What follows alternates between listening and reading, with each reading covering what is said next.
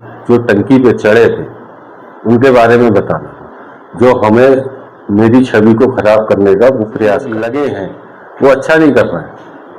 छवि खराब करने में जो लोग लगे हैं वो अच्छा नहीं। जलाल नगर के थे, एक रेती के थे, एक हनुमत धाम के थे, एक काशीराम के थे। मतलब एक बंदा यहाँ का 4 बंदे लेके चढ़ रहा है।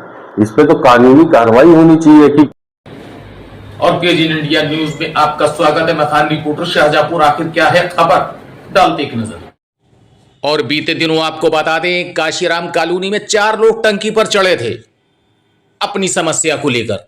लेकिन वहीं काशीराम कॉलोनी के पार्षद दीपू पंजाबी का कहना है कि हमसे कोई मतलब नहीं, लोग हमको हमारे ऊपर आरोप लगा रहे हैं, जबकि हमारा तो काम है सरकार की योजना अगर आएगी तो उस योजना को जन जन तक पहुंचाएंगे।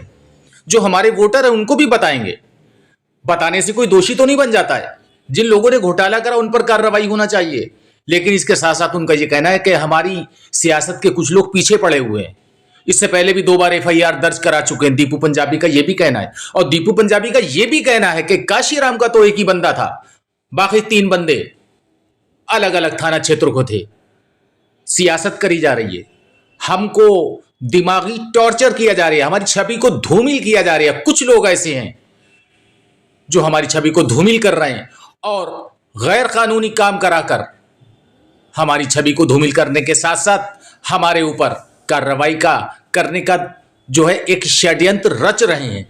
हालांकि दीपू पंजाबी ने साफ साफ शब्दों में क्या कुछ कहा प्रेस कॉन्फ्रेंस में हम आपको बताएंगे और दिखाएंगे। लेकिन यह भी बता दें कि काशीराम कॉलोनी में जो टंकी पर चढ़े थे इसके पीछे गहरी सियासत है। सोचना होगा पुलिस को भी कौन कौन वो शिकारी हैं जो अपने शिकार में लगे हैं। हालांकि दीपू पंजाबी ने गोल गोल बातों में सब कुछ बता दिया। क्या कुछ कहा, सुनते हैं। कॉन्फ्रेंस का उद्देश्य ये है, पहली बात तो सबको नमस्कार। मैं काशीराम कॉलोनी का पार्षद तुषार जैन उर्फ दीपू पंजाबी। मेरा उद्देश्य ये है, जो कल 4 लोग जो टंकी पे चढ़े थे उनके बारे में बताना, जो हमें मेरी छवि को खराब करने का वो प्रयास कर रहे हैं। जो लोन हुआ रजत गुप्ता द्वारा, जो लोन इन लोगों ने करवाया था, उस लोन का सिर्फ जैसे कोई भी योजना आती है, पार्षद का काम है कि उस योजना को घर घर पहुंचाना, सबको जानकारी देना। ये नहीं है कि पार्षद लोन करवाएगा किसी।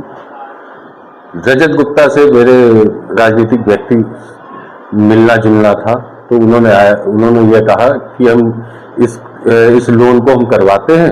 कोई पीड़ित या जो लाभार्थी है उसे अगर लोन करवाना है तो वो हमारे संपर्क में आ जाए, हम उससे करवा देंगे। तो यही सिर्फ कार्यालय पर बस इतनी बात हुई कि ये लोन करवाते हैं, आपको करवाना है तो आप करवा लीजिए।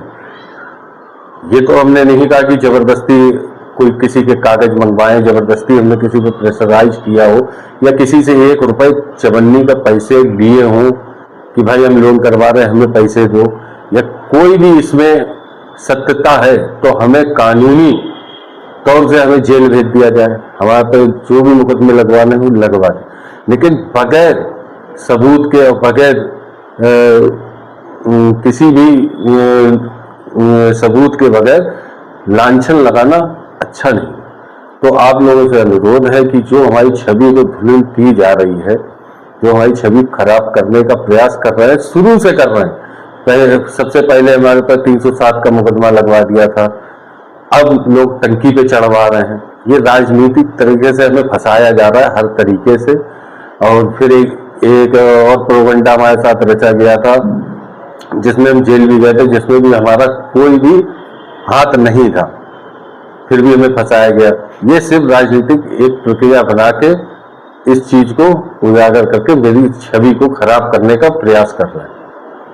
कौन लोग हैं जो राजनीति कर रहे हैं और आपके साथ ऐसा करना चाह रहे हैं? अब ऐसा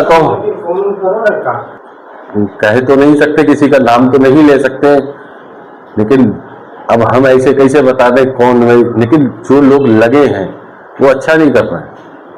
छवि खराब करने में जो लोग लगे हैं वो अच्छा नहीं कर रहे। आप क्या कहना चाह रहे हैं? हम ये चाहते हैं कि अगर हम कहीं से भी गुनाहगार हैं तो हमारे ऊपर मुकदमा लिखा जाए, हमारे कानूनी कड़ी सी कड़ी सजा दी जाए, मैं खुद जाके थाने में बैठ जाऊँ। तो इसका मास्टरमाइंड कौन है? इनका मास्टरमाइंड रजत गुप्ता थे, जो लोन करवाते थे, और हमने सिर्फ मिलवाने का कार्य किया। ये इन आरोपियों के पीछे कौन है, क्या लग रहा है आपको? ये तो आरोपी बता पाएंगे, जो हमारी छवि को लिए विरोधी पार्टी लोग हैं, जो हमारी छवि खराब कर रहे हैं। अच्छा, ये तो टंकी पे चढ़े थे, ये कहाँ के लोग थे और यहाँ कैसे आए? पहली बात तो यहाँ पे जहाँ की शिकायत है वहीं पे इंसान को करना चाहिए। ये काशीराम में ही क्यों चढ़े, इससे ही आप समझ सकते हैं कि ये राजनीतिक एक खेल है जिससे मेरी छवि खराब कर रहा है। एक जलाल नगर के थे, एक रेती के थे, एक हनुमत धाम के थे, एक काशीराम के थे। मतलब एक बंदा यहाँ का 4 बंदे लेके चढ़ रहा है। इस पे तो कानूनी कार्रवाई होनी चाहिए कि भाई पानी की टंकी पे चढ़ना एक अपराध है। अगर कल को कोई भी पानी की टंकी में कोई चीज मिला दे या कोई ये दवाई डाल दे, तो इसमें तो काशीराम को, पूरी काशीराम को खतरा है।